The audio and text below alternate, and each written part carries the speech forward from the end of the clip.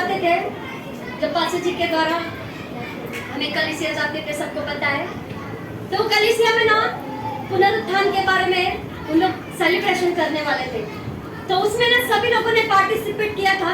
पर उन्होंने फिर बाद में मुझे पूछा कि सिस्टर आप करना चाहोगे क्या, स्तुति के लिए ना, पूनम भी है शायद याद होगा। तो उन लोगों ने जब मुझे बोला था कि आप भी आएंगे क्या, तो पता है मैं सबसे पीछे खड़ी थी, और मैं पीछे खड़ी थी ना, तो मैं बार बार देखती थी पास्टर कहाँ पे बैठे, पास्टर कहाँ पे बैठे। इसलिए ना कि मुझे बहुत डर लगता था, क्योंकि मुझे उतना नहीं समझ में आता था, क्योंकि उन लोग बोलते थे, उनके पीछे मैं बोलती थी हालेलुया।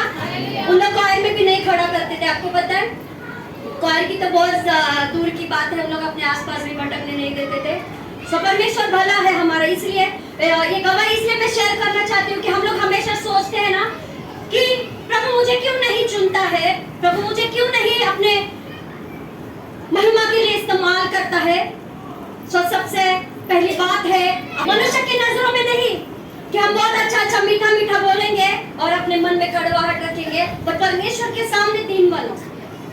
प्रभु ने खुद कहा है तुम दीन बनो तो मैं तुम्हें शिरोमणि बनाऊंगा, हालेलुया। तो जब मैं एकदम पीछे खड़ी थी, और उसके बाद एक स्तुति जो थी कि जब साथ है मसीह हाजी तो हम जाएंगे, तो वो दो लोगों का था। पर सिस्टर जब थे वो भी मेरे ख्याल से वहाँ पे नए नए आते थे, एक एक साल ही हुआ था, तो हम दोनों लेने वाले थे। पर उन्होंने कहा नहीं आपका मतलब मुझसे नहीं होगा, तो मैंने सोचा चलो मैं कोशिश तो करके देखूं एक बार, क्योंकि मुझे ऐसा चाहिए था कि मेरे सपोर्ट में कोई तो हो, हालेलुया, कि मेरे सपोर्ट में कोई तो हो जिसको देख के मैं ना डरूं, और मैं जो मैंने तैयार किया था जो पवित्र आत्मा की गाइडेंस के द्वारा, तो मुझे ऐसा लगता था हमेशा मेरे सपोर्ट में मेरे बाजू में कोई तो खड़ा हो जो मुझे दिखे, है ना, जो मुझे देखे और वो मुझे सपोर्ट करे कि हाँ हाँ तू बोल। तो जब भी वो मैं एकदम पीछे लास्ट में खड़ी थी, पूरी क्वायर ऐसे खड़ी थी, मैं एकदम ऐसे मैं ऐसे देखती थी पास्टर कहाँ पे, पास्टर कहाँ पे, तो वो भी मुझे देखते थे हाँ मैं इधर ही हूँ, मैं इधर ही। उसका मतलब फिर मेरा विश्वास बढ़ता था। और जब बात आई, उन लोगों ने जब अपने सारे वीडियोस डाले यूट्यूब पे, और उन लोगों का फेसबुक का भी एक पेज था, तो उनके सारे वीडियोस आए, और जो वो स्तुति मैंने कही थी वो स्तुति उसमें नहीं आई थी, परंतु परमेश्वर का धन्यवाद हो,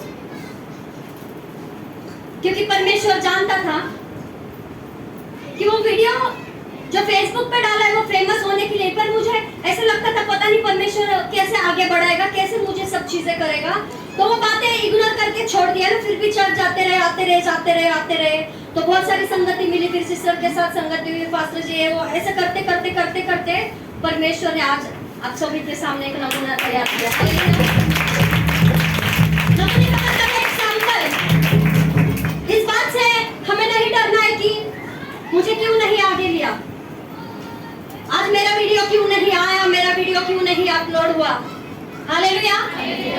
पर हमें यह सोचना है कि प्रभु ठीक है कोई बात नहीं, वो वीडियो नहीं आया, पर क्या इसके बाद यूट्यूब बंद हो जाएगा, क्या इसके बाद फेसबुक बंद हो जाएगा। और इतना फेसबुक पर उसका ट्रेंड भी नहीं था, आज से 5 साल पहले उतना मेरे ख्याल से सोशल मीडिया इतना एक्टिव भी नहीं था।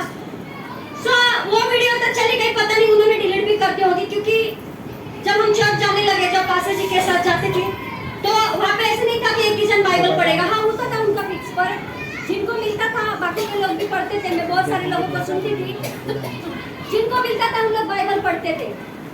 सो क्या हुआ, एक दिन ऐसे ही जब प्रभु यीशु मसीह पानी पर चल रहे थे, हालेलुया, कंसंट्रेट कीजिए, क्योंकि बहुत ही अद्भुत गवाही है परमेश्वर की, कि हमें कभी कभी ऐसा लगता है ना कि क्यों हर किसी को ही वो चीजें मिलती है जिसके हम लायक होते हैं, पर आप सोचिए आपके लिए कुछ और रखा होता है, हालेलुया।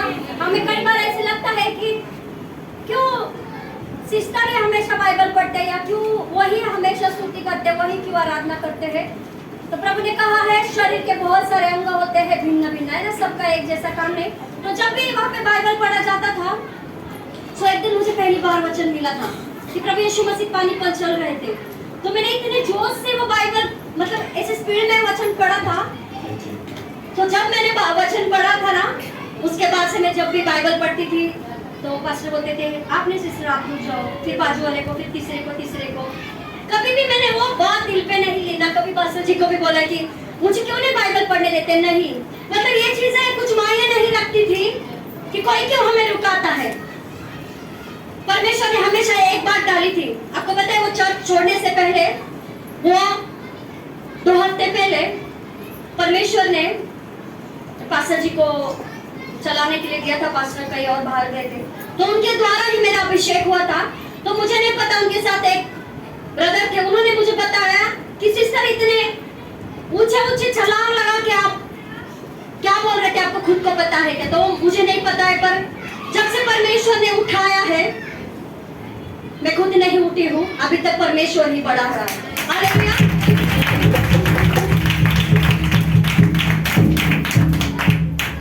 मेरे कहने का एक ही मतलब है कि अपने आप को छोटा मत समझिए। जो काम आपके लिए परमेश्वर ने रखा है वो परमेश्वर करा के ही लेगा। वो आज नहीं तो कल आप प्रगति करेंगे। हालेलुया। चाहे हम वचनों की ओर बढ़ते हैं।